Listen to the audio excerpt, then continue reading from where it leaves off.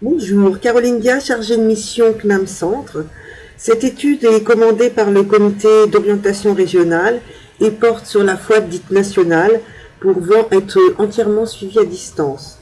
Elle s'est déroulée de septembre à fin décembre 2014 en collaboration avec Caroline Limessout et Sophie Bréard. Cette présentation dure environ 20 minutes. Face à l'évolution des besoins des auditeurs et la demande accrue en formation à distance, cette étude a pour objectif de mieux comprendre les usages de la formation à distance et comment chacun, auditeur et enseignant, vivent cette modalité. En aucun cas, c'est une évaluation des enseignants ou des enseignements. Pour penser à son développement et à l'amélioration de sa qualité, il faut déjà aller voir ce qui se pratique. Les critères de choix des UE et des auditeurs. Avec la direction, nous avons choisi un petit nombre d'UE en fraude, avec des ressources nationales, des regroupements facultatifs. On a veillé à une répartition entre STI et MS. Un des critères était aussi de pouvoir échanger sur les pratiques avec d'autres centres CNAM qui dispensent également ces UE. Cela a donné lieu à des entretiens avec 5 enseignants, puisqu'une des UE est dispensée par 2 enseignants. Cet aspect était aussi intéressant à regarder. Un autre critère de choix, une UE est dispensée par un nouvel enseignant au CNAM, mais tous les enseignants qui ont participé à cette étude sont très expérimentés. Cet auditeur, choisi en dehors des UE pour ne pas pouvoir croiser les données et justement aller vers une évaluation des enseignements. Pour les auditeurs, l'enquête n'est pas centrée sur une UE précise, c'est beaucoup plus global et sur l'ensemble des UE qu'ils ont suivis dans leur parcours. Il y a 2 nouveaux auditeurs et 5 anciens auditeurs. Les sources de données, il y avait un questionnaire en ligne sur les usages du numérique, dont les activités d'enseignement, un entretien d'1 heure en moyenne, l'établissement des typologies sur le même modèle que ce qui a été présenté pour les formations hybrides. On a essayé de croiser ces données et de voir ce qui pouvait être, pour en extraire les données utiles à l'enseignement, ce qui se passait pour l'enseignement. Il faut faire attention, c'est bien une restitution anonyme, sans jugement sur les pratiques, s'attachant à rendre compte de la parole de chacun le plus fidèlement possible. Il y a quand même une limite aussi dans la finesse et la compréhension des items du questionnaire. Les outils et les usages et leurs usages sont vraiment très nombreux. C'est difficile de tout explorer. Le numérique utile à l'enseignement, pour tous, le numérique fait partie de la vie quotidienne, de la vie professionnelle. C'est une évolution de la société. On peut noter l'utilisation d'une large palette d'outils quand même par tout le monde, sauf peut-être un auditeur, tout simplement parce qu'elle en a moins l'utilité aussi bien au niveau personnel que professionnel. Dans l'enseignement, le numérique, il est surtout jugé utile pour des recherches, la préparation de cours, une veille professionnelle. Alors après, là où les avis sont plus partagés, il y a 2 enseignants qui considèrent que rien ne remplacera la relation de face à face, la relation pédagogique. Des auditeurs ont aussi abordé ce sujet, mais sous un angle beaucoup plus large de la communication, aussi bien en présentiel qu'à distance, et aussi bien entre auditeurs qu'entre enseignants. Ils ont évoqué le langage paraverbal, permettant à l'enseignant de mieux s'adapter à chacun, de situer où il en est, et qui n'est pas possible à distance. Le choix des modalités, c'est bien sûr en fonction de leurs contraintes, familiales et professionnelles, un peu géographiques, qui ne leur permettent pas maintenant de suivre une formation totalement en présentiel, même si certains préféreraient. Donc on prend quelques UE en présentiel, le reste à distance. C'est aussi un moyen de raccourcir son parcours, puisqu'on va prendre une UE en présentiel et les autres à distance. C'est aussi en fonction de la disponibilité et de la lisibilité de l'offre. on peut remarquer que ni les auditeurs ni les enseignants ne différencient faux et hybride, où la présence au groupement est vraiment considérée de la même manière. Les auditeurs, eux, ils ont besoin d'anticiper ces modalités pour pouvoir tout simplement mieux organiser leur emploi du temps. L'organisation des apprentissages, hein, nous avons exploré comment les apprentissages étaient organisés par les enseignants mais aussi par les auditeurs. Il en ressort une hétérogénéité des publics avec des motivations différentes. Pourquoi on vient se former au CNAM et en fonction des enjeux, un investissement assez différent. Le niveau aussi de connaissances préalables qui peut être très différent. Pas qu'en termes disciplinaires, de connaissances disciplinaires, mais aussi en termes d'expérience professionnelle. Par exemple, il y a des personnes qui sont vraiment en reconversion. La question des prérequis est également évoquée par quelques enseignants, aussi des auditeurs, qui ont du mal à cerner les attendus et les modes de validation. Donc les niveaux de connaissances préalables, ils demanderaient à être précisés.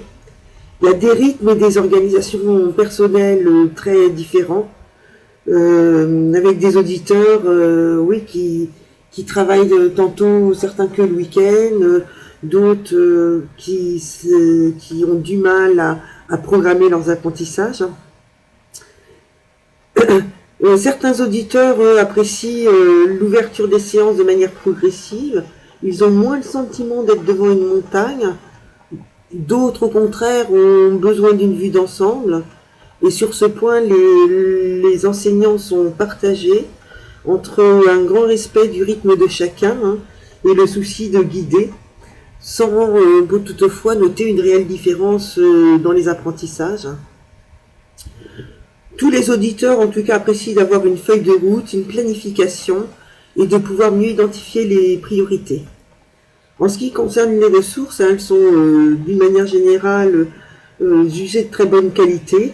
Il y a juste un point de vigilance aussi à avoir par rapport à l'impression. Certains ont besoin d'imprimer pour apprendre.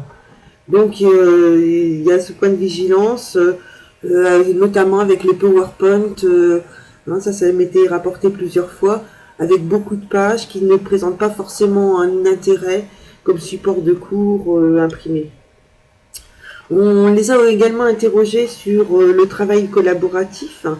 Alors c'est pas pratiqué pour l'instant, ou éventuellement très peu. Pour les enseignants, c'est difficile à mettre en place. Pour les éditeurs, oui, ils aimeraient bien, mais d'un autre côté avec des inquiétudes. Il ne faut pas que ça leur prenne plus de temps. C'est difficile de combiner le rythme de chacun, de trouver des rendez-vous synchrones, de communiquer avec des auditeurs qu'on ne connaît pas.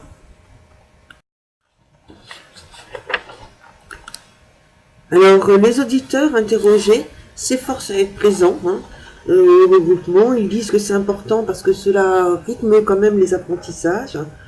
En disant, par exemple, on sait qu'on doit travailler telle et telle séance pour le prochain groupement.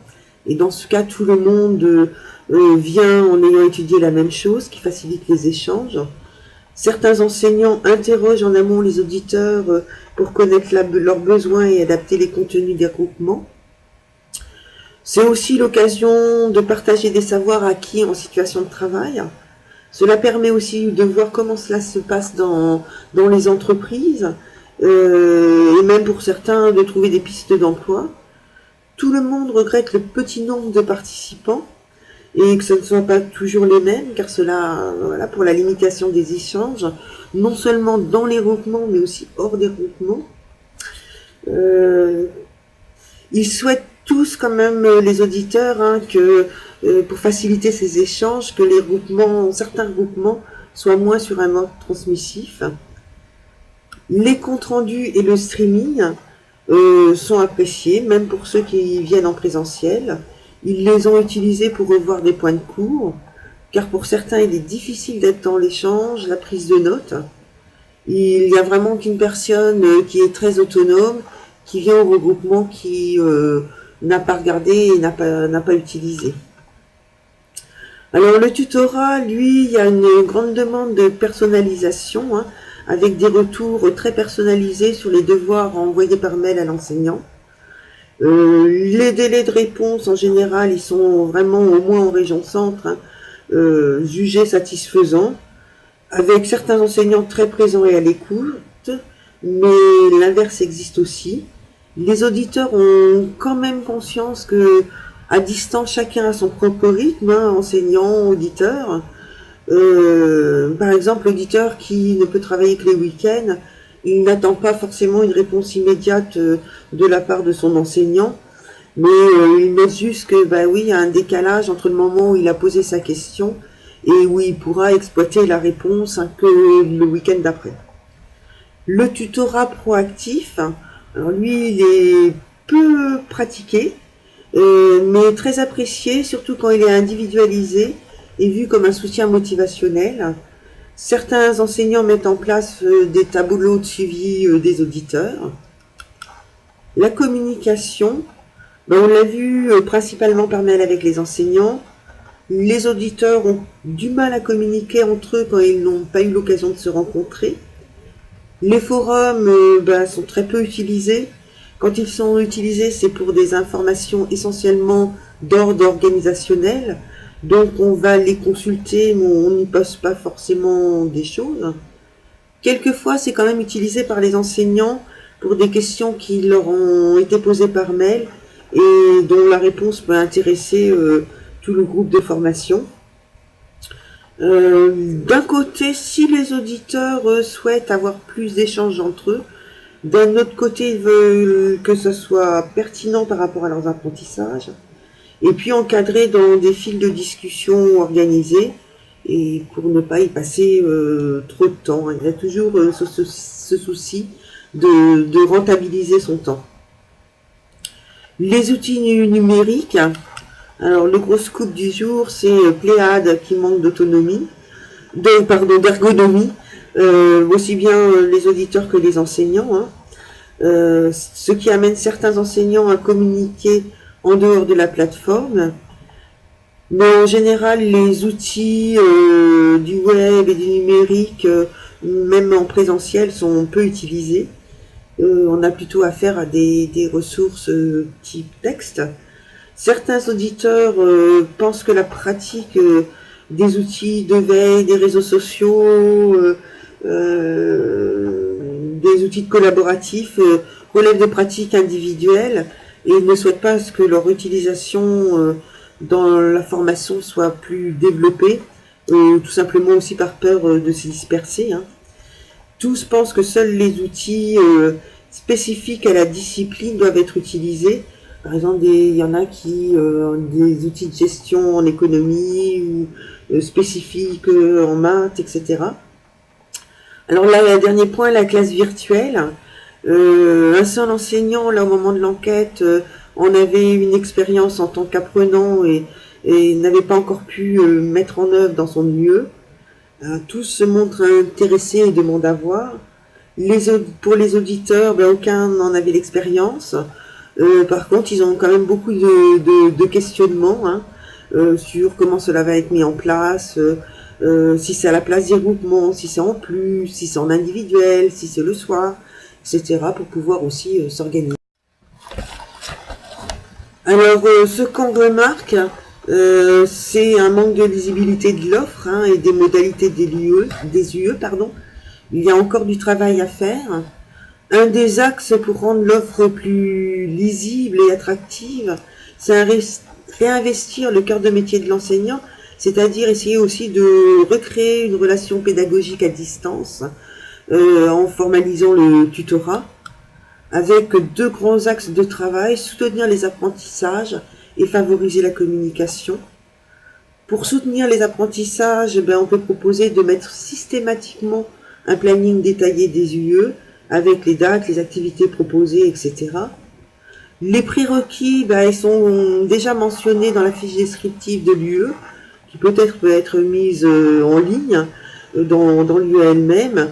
Et il est possible aussi de clarifier les attendus et le mode de validation de l'UE en amont. C'est des choses aussi que de toute façon le décret du 20 août 2014 sur la FOAD va de toute façon nous amener à faire, quoi, hein. D'ailleurs, vous pouvez consulter cet arrêté dans l'espace tuteur. Après, il faut aussi trouver un équilibre entre cette demande très individuelle, de tutorat très individualisé et un tutorat proactif. Ben là, il ne s'agit pas de créer ou imposer des outils de suivi non plus trop complexes, mais justement de réfléchir à ce qu'on pourrait inventer qui ne donne pas une surcharge de travail trop importante. Peut-être qu'un simple tableau peut suffire. Pour la FOAD où les regroupements ne sont pas obligatoires, qu'il y a systématiquement un compte rendu, ça pourrait être bien.